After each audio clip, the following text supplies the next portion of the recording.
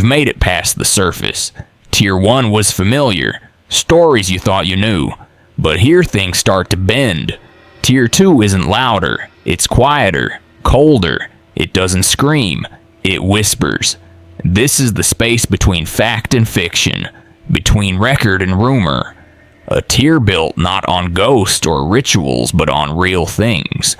Real events, real people, real disappearances. It's where the questions start to outweigh the answers. Where the fear isn't what's in the dark, but the fact that no one can explain it in the light. The stories you'll hear tonight happened, documented, reported, witnessed, and yet they don't make sense.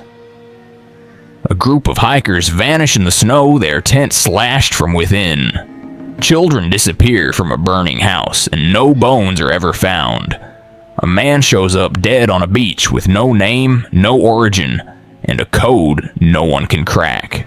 You'll notice something as we go deeper. The horror here doesn't need monsters. It doesn't need shadows or screams. It just needs the world to act wrong. A little off. Like a painting that's too perfect, except the eyes don't quite align. These aren't stories people whisper at campfires. These are the ones they try to forget, because remembering means accepting that some things can't be solved, can't be cleaned up, can't be closed. You've chosen to keep going, so take a breath. Let's descend. Story 1. Dyatlov Pass Incident. It was supposed to be just another expedition. A group of 9 experienced hikers set out into the Ural Mountains of Soviet Russia in January 1959. They were young, strong, well-prepared. They laughed in photos, wrote journals, shared meals in tents as the snow fell quietly outside. The route was challenging, but they had done harder. What happened next is still one of the most disturbing cold weather mysteries in modern history. On February 26th, rescuers found their abandoned campsite. The tent was ripped open from the inside. Their belongings, shoes, even jackets were left behind. Footprints led away barefoot in sub-zero temperatures. Some bodies were found quickly, frozen in the snow wearing only undergarments. Others were found later deep in the woods with injuries that didn't make sense. One had a crushed skull. Another was missing her tongue and eyes. 2 had broken ribs with no external wounds. Authorities ruled it a compelling natural force. But no avalanche could explain the tent being cut open from the inside, or why trained hikers would flee into the snow without clothes. Radiation was found on some of the clothing. A camera contained a final image, just a blur of white light, and then silence. The final photos taken by the group showed no panic, just snow smiles, a campsite being set. What changed between the last frame and the discovery of their bodies still remains a mystery. Investigators noticed that the group's tent had been erected improperly unusual for such experienced hikers. Was it rushed, or were they forced, and why cut their way out instead of using the flap? The theory of an avalanche was raised early, but no debris, no collapse patterns, no sign of snow pressure matched that conclusion. And even if it did, what explains the trauma? What explains the look of terror on their faces? There were whispers about military testing in the area, strange lights in the sky, infrasound low-frequency vibrations that could induce panic and hallucinations. Others said the group saw something they weren't supposed to, something that couldn't be explained. The Soviet government sealed parts of the investigation. Locals were warned not to speak. Some claimed a cover-up. Others said the truth was too terrifying for the public to handle. The case faded, then re-emerged decades later when the files were partially declassified. But there were gaps, missing pages, lost evidence, and still no answer.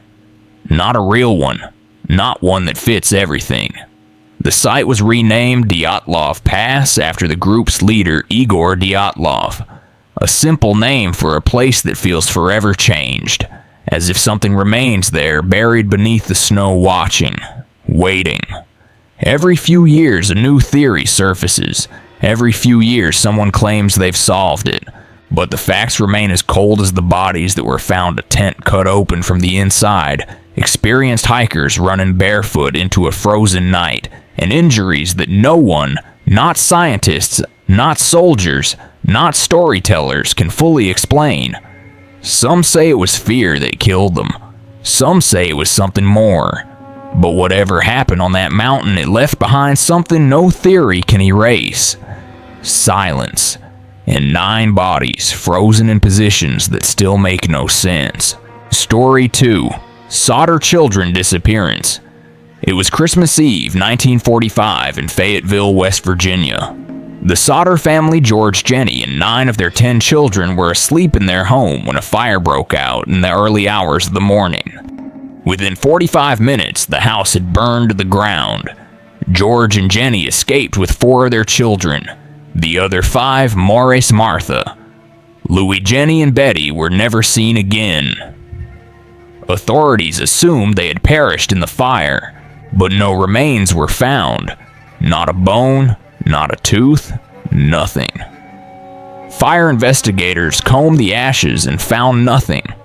A house fire that intense should have left something behind. Even when cremated at high temperatures, human bones don't fully disintegrate. But in the Sodder home, there was only ash and questions. The more they searched, the stranger things became. The phone line had been cut, not burned. A ladder that always leaned against the house was missing. George's trucks, which he intended to use to reach the roof, had been mysteriously disabled. Witnesses claimed to have seen the missing children alive, days, even weeks later. One said they saw them peering out of a moving car during the fire. Another said they saw the children in a nearby motel. Jenny received a photo in the mail years later of a man who looked like her son Louis, now an adult. On the back, a note, Louis Sodder. I love brother Frankie. Lil boys. A90132 or 35. It made no sense. Nothing about this case ever did. George erected a billboard on Route 16 showing the children's faces. For decades, it stood as a quiet scream into the void. Theories emerged. Some believed the children were kidnapped as retaliation. George was outspoken against Mussolini and had clashed with other Italian immigrants in town. Others believed the fire was staged to cover a planned abduction. But why take 5 children and leave 4? Why cut the phone lines, disable the trucks, remove the ladder, and then vanish without a trace? The Sodders never gave up. They hired private investigators, wrote to the FBI, followed every lead, every dead end. They never rebuilt their house. They turned the land into a memorial garden, and they waited. But nothing came. No ransom, no bodies, no names, just silence. And photos of 5 smiling children who never came home. The fire destroyed their house. The mystery destroyed their peace. And still, nearly a century later, no one can explain what happened on that quiet Christmas night or where 5 children might have gone. Story 3. The Somerton Man. It began with a body on the beach. December 1st, 1948. Somerton Beach, Australia. A man in a suit lay propped against a seawall, legs stretched out, head tilted back as if resting. But he wasn't sleeping. He was dead. And no one knew who he was. No wallet, no ID, no missing person report. Just a man well-dressed, oddly clean for someone found on the sand. His labels had been cut from his clothes. His face was calm, almost too calm. Police thought it was suicide at first. But the autopsy showed no obvious cause of death. No bruises, no broken bones, no poison they could detect. His heart was slightly enlarged, his spleen 3 times its normal size, congested organs, but still nothing conclusive. Then it got stranger. Hidden in a secret pocket of his trousers was a tightly rolled scrap of paper. Printed on it were 2 words, Tamám, Shud, Persian. It means, it is finished. The phrase comes from a book of poetry, the Rubaiyat of Omar Khayyam, a call to accept fate, to embrace death. But where did the paper come from? Days later, a man turned in a copy of the Rubaiyat he had found discarded in the back of his car, left there, he claimed, weeks earlier. Inside it, a code was scrawled. 5 lines of seemingly random letters, 1 line crossed out. No one has ever cracked it. On the back cover, a phone number. It led police to a woman who lived nearby. When shown the dead man's face, she nearly fainted. She claimed not to know him. Her name was kept from the press. Years later, it came out she had worked in wartime intelligence. She had given a copy of the Rubaiyat to a man named Alfred Boxall. But Boxall was alive. The Somerton Man was not him, and the mystery deepened. Who was this man? A spy, a lost lover, a nobody who knew too much. His fingerprints matched no one in Australia. His dental records were unique. His possessions included a used bus ticket, chewing gum, and a comb. All ordinary, all meaningless. Or were they? Some said the code was a cipher used in covert communications. Others said the man was poisoned using a rare digitalis toxin that left no trace. The case grew colder but never quiet. Over the decades, people obsessed. Forums, podcasts, books, all hunting answers. His body was exhumed, DNA extracted. In 2022, researchers announced they had finally identified him, Carl Charles Webb, a 43-year-old engineer from Melbourne.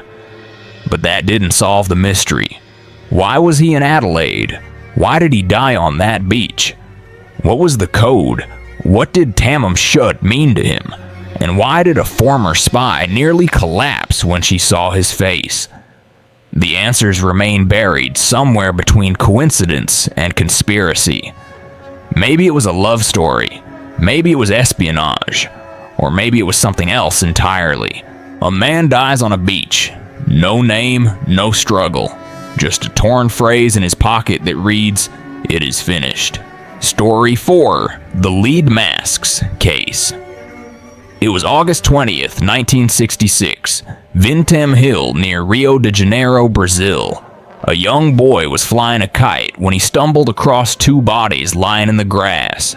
They were dressed in formal suits. Their faces were covered by lead masks, thick hand-cut pieces shaped like sunglasses but solid. There were no signs of trauma, no blood, no struggle. Just 2 dead men on a quiet hill. Police arrived confused. No obvious injuries, no weapons, no clues until they searched the pockets. They found a notebook. Inside, a short note in shaky handwriting. 1630, be at agreed place. 1830, ingest capsules after effect. Protect metals, await signal mask. It made no sense. Or rather, it made too much sense to be coincidence. The men were identified as Manuel Pereira de Cruz and Miguel Jose Viana, 2 electronics technicians from a nearby town. Friends, co-workers, ordinary. But the deeper investigators looked the stranger it got. Before their deaths, the 2 men had told family they were going to buy supplies for work. They boarded a bus to Niterói carrying a large amount of cash. They bought waterproof coats, 2 bottles of water, and the lead masks. Then they vanished. Witnesses later claimed to have seen them hiking toward the hill with another man, but no one could find him. The autopsy was delayed so long, in fact, that by the time tests were run, the bodies had decomposed too much to detect poison. Whatever was in those capsules, it went undetected. Or maybe it was never meant to be found. Speculation erupted. Some said it was suicide, but there were no signs of depression, no farewell notes. Others believed it was a religious ritual. Both men had been interested in spiritualism, even contacting a local medium who supposedly instructed them to prepare for contact. Contact with what? That's where the story bends. The note they left referred to a signal. Some said it was extraterrestrial, that the men believed they were going to be taken or transformed. The lead mask in this theory were meant to protect their eyes during whatever they were about to witness. Others believe it was a test gone wrong, that the men were trying to build a device, that they ingested something they thought would help them see or hear frequencies beyond human range. The truth, it was never found. The scene was too strange to explain, too bare to investigate. No family members knew what had truly driven them to that hill. No one ever found the other man who may have guided them. No one ever identified what the capsules contained, and the masks, they still exist. Sitting in a Brazilian evidence locker, heavy, silent, shaped like protection, but for what exactly? A force, a vision, a moment of contact, we'll never know. What remains is this two men dressed for something extraordinary, went to a hill, followed instructions, and died quietly with lead over their eyes, waiting for a signal that never came.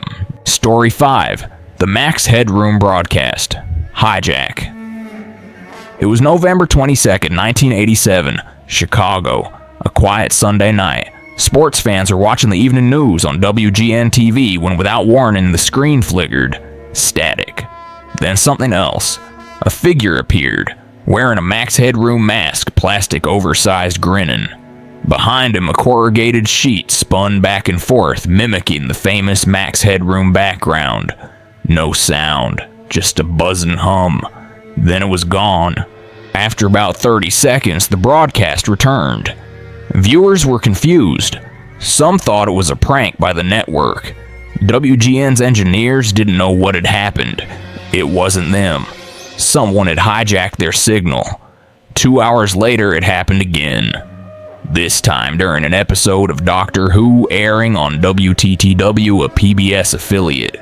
Same figure, same mask, but this time there was audio. Distorted, cackling, rambling nonsense. He mocked WGN. He mumbled about dirty gloves. He hummed the theme from Clutch Cargo. His voice warped in pitch, sometimes too fast to understand. He exposed his backside. Someone off-screen spanked him with a fly swatter. Then static. Gone again. The entire incident lasted about 90 seconds, and it was terrifying. Not because of what was said, but because of how wrong it felt. It wasn't funny. It wasn't clever. It was disjointed, glitchy, like watching a madman through broken glass, and it shouldn't have been possible. To hijack a live television broadcast in a major US city, you'd need specialized equipment. You'd need to overpower a network signal from close range, perfectly timed and quickly. Yet whoever did this was never caught. The FCC launched an investigation. WGN and WTTW were embarrassed, but the culprit, a ghost. Speculation grew. Was it an inside job, a rogue engineer, a disgruntled technician? No one ever came forward, no motive, no claims, just silence. Viewers remembered it not for its content, but for its atmosphere.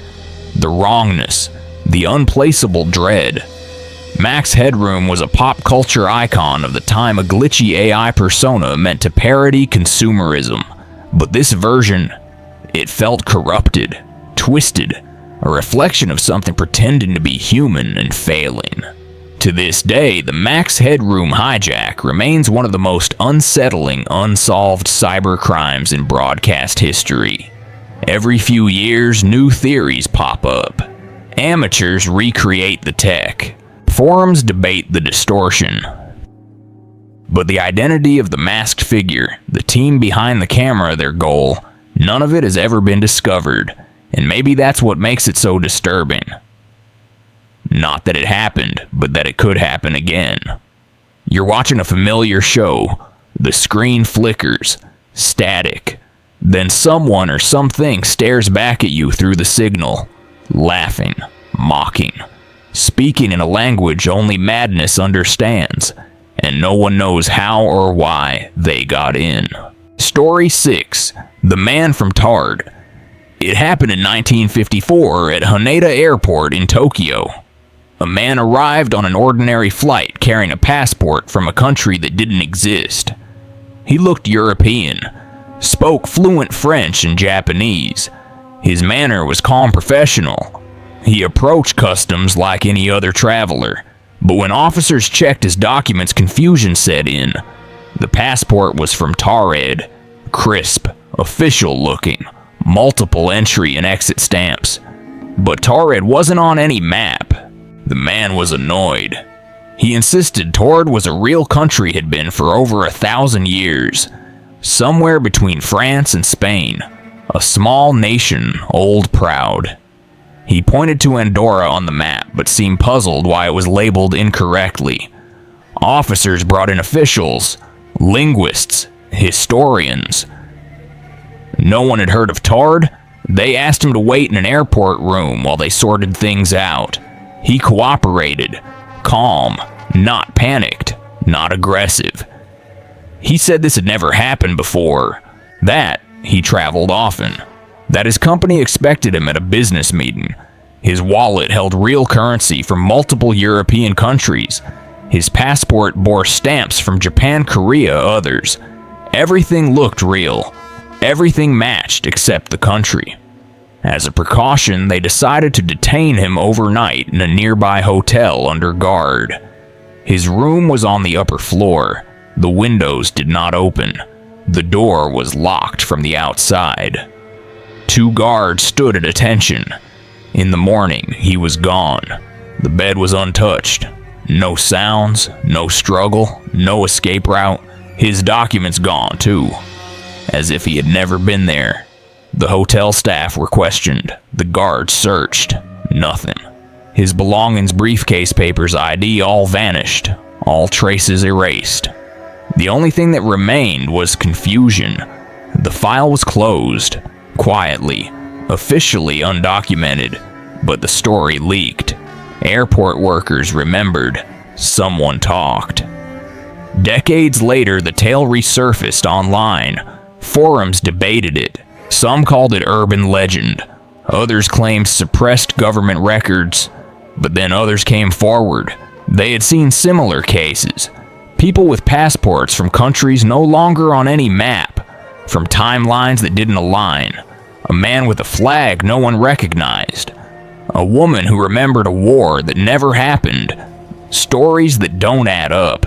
Lives that don't fit. Theories emerged. Alternate realities. Dimensional overlaps. A traveler from a parallel Earth who took a wrong turn. Some say Taured exists in a version of the world just slightly different than ours. A sliver of reality where history took another path. Maybe the man slipped through. Maybe he returned. Or maybe he never belonged anywhere. And what's more unsettling, this was just a mistake, or that our world is not the only one. Story 7.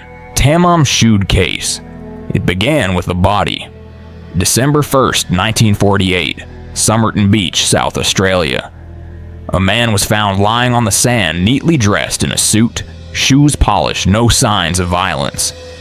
His pockets contained nothing that could identify him. No wallet, no labels on his clothes.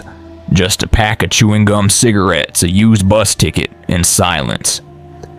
Police were baffled. No cause of death. No broken bones. No trauma. The man was in perfect shape aside from being dead. His face was calm as if he had just fallen asleep. Then came the discovery.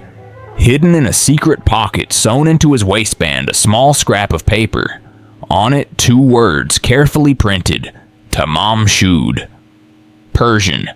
It means, it is finished.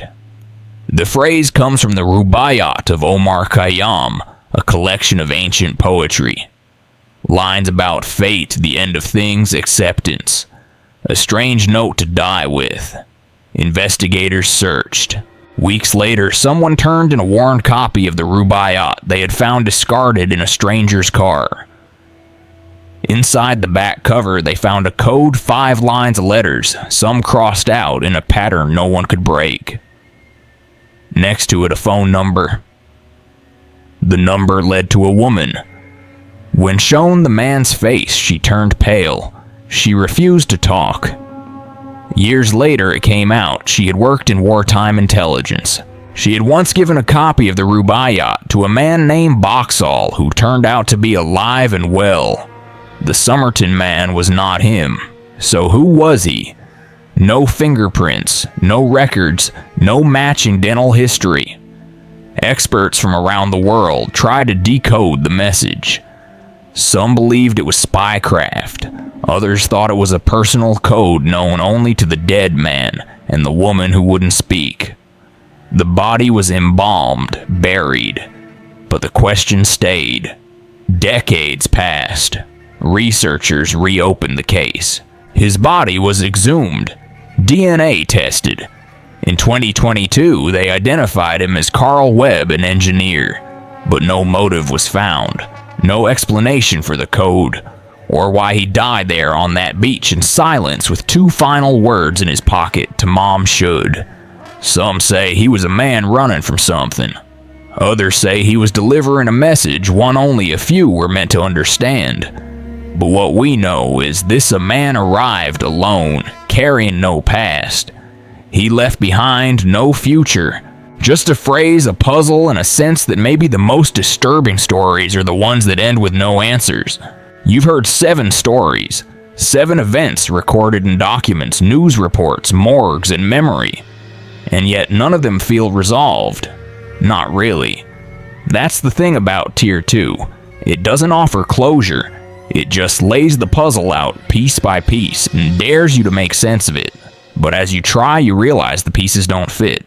Or worse, they do fit, but the picture they form is something you weren't meant to see. Maybe that's why people forget these stories. Not because they're boring, but because they don't end. They sit in your mind like static. You revisit them at night thinking, surely there's something I missed.